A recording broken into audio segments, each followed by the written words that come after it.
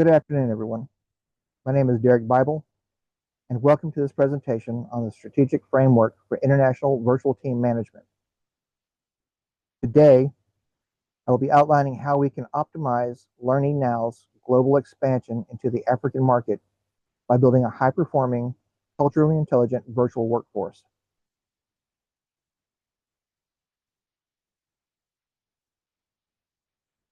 To kick things off, let's look at our executive summary. Our primary objective is to move beyond simple hiring people in different locations. We want to build a cohesive structure. We are launching teams across 3 African countries, and to ensure high performance and inclusion, our strategy rests on 4 pillars. Clear goal setting to align everyone's instantly, robust rules of engagement to bridge the virtual distance, a standardized conflict protocol to manage disputes healthily, and strategic technology selections to enable collaboration. This framework draws heavily from the research of Levi Askey and Amy Edinson to ensure we are using evidence-based practices.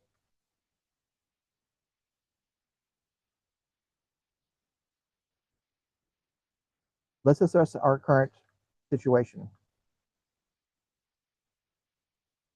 LearningNow is transitioning from a domestic success story to an international player. The challenge is significant. We are integrating a highly interdependent team across 3 distinct markets to handle everything from development to sales. The risk here is real. As noted in dynamic groups for teams, virtual settings magnify communication breakdowns and cultural misunderstandings.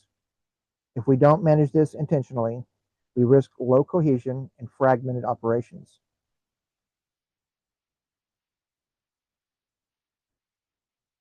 So what does success look like? Our vision is to become the most trusted educational partner in these new markets, driven by seamless collaboration between our global and local teams. Our specific team goal is aggressive but achievable: to successfully launch the platform and achieve a 15% market penetration rate across 3 countries within the first fiscal year. Crucially, we operate on the principle of high task interdependence. Success relies on seamless handoffs. Sales cannot succeed if product development isn't receiving local feedback from service.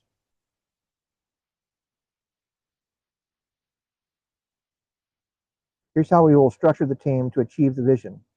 We are moving away from silos. We will have a cross-functional core team with leads in production, marketing, and sales, all reporting to a central project manager or coordination. The key differentiator is our structure. In our structure is that the team members in countries 1, 2, and 3 are not just execution arms. Their roles explicitly include cultural translation responsibilities. They are our boots on the ground, ensuring our global product fits the local context. Now let's talk about the how. The foundation of our engagement rules is psychological safety. In a virtual environment, we must build trust first by focusing on non-work interactions during the forming stages.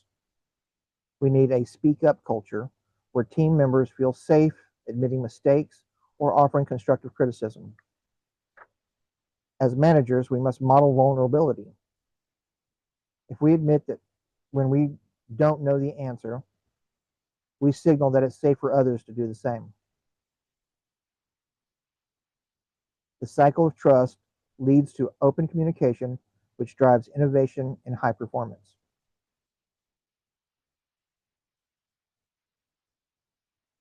To support that safety, we need rigid protocols for how we communicate. For synchronous communication, we will implement rotating meeting times. It is unfair to ask one region to always stay up late. We will share that burden to show respect. Also, video is required to capture nonverbal cues. For asynchronous communication, we mandate a central platform for all discussions. No important updates should live in a text thread. We also expect a 4-hour response window during core hours. Finally, we will practice cultural sensitivity by using plain, direct language to avoid idioms that might be misunderstood.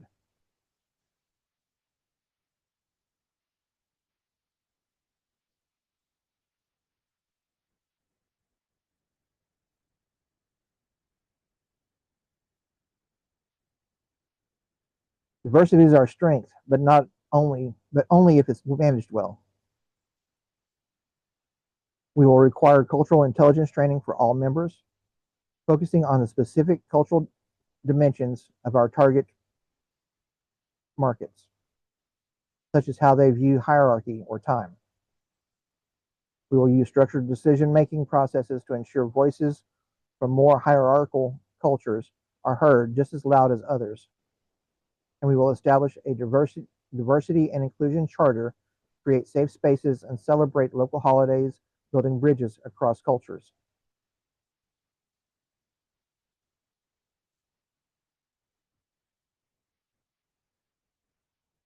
Conflict is inevitable in diverse teams, but it can be healthy if handled right. We are shifting from personal conflict to task solving using a 3-step framework. Peer-to-peer, we encourage a collaborating style. Parties must jump on a video call within 24 hours to solve it themselves. Manager mediation, if that fails, the manager facilitates a structured discussion to separate the person from the problem. Formal escalation, as a last resort, if task progress is impeded, we escalate to the project manager and HR. Our goal is always a win-win situation.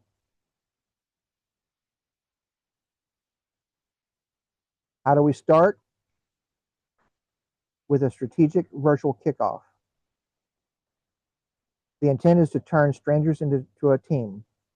We will host a full-day virtual summit or 2 half-days themed 1 team, 3 markets. The agenda includes personal intros to break the ice, a deep dive into vision clarity, and more importantly, norm setting, where the team agrees to the rules we've just discussed. By the end of this meeting, we expect a shared commitment of psychological safety.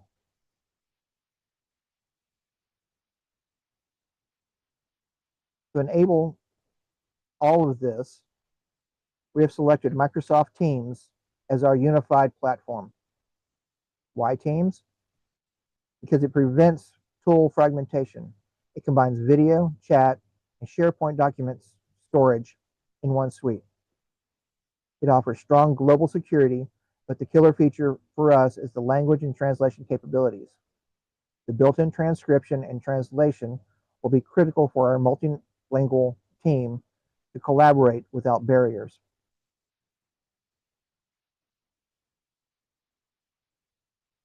We will measure success using a dual metric approach.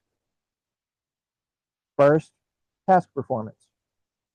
Are we hitting our numbers? We will track the 50,000 active user targets and our revenue goals. Second, process effectiveness. How is the team feeling? We will target a 4.5 out of 5 on psychological safety scores in our quarter climate surveys. We will also focus on operational efficiency, aiming for a 20% reduction in time to market for localized features.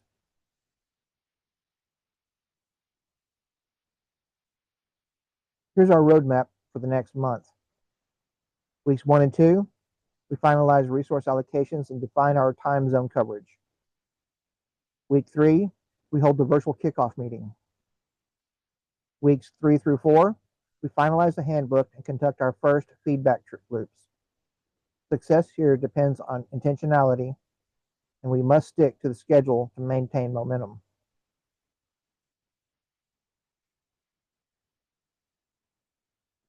In conclusion, success at LearnE Now requires us to be intentional about building a virtual culture defined by 3 words: trust, clarity, and respect. We build trust through psychological safety. We provide clarity through defined goals and notes and roles. And we show respect by celebrating our cultural differences. Our immediate next steps are to finalize the roster and schedule the kickoff meeting. Thank you for all of your attention. I'm confident that this framework sets us up for a successful expansion. I'd now like to open the floor to any questions, clarifications, or feedback you might have.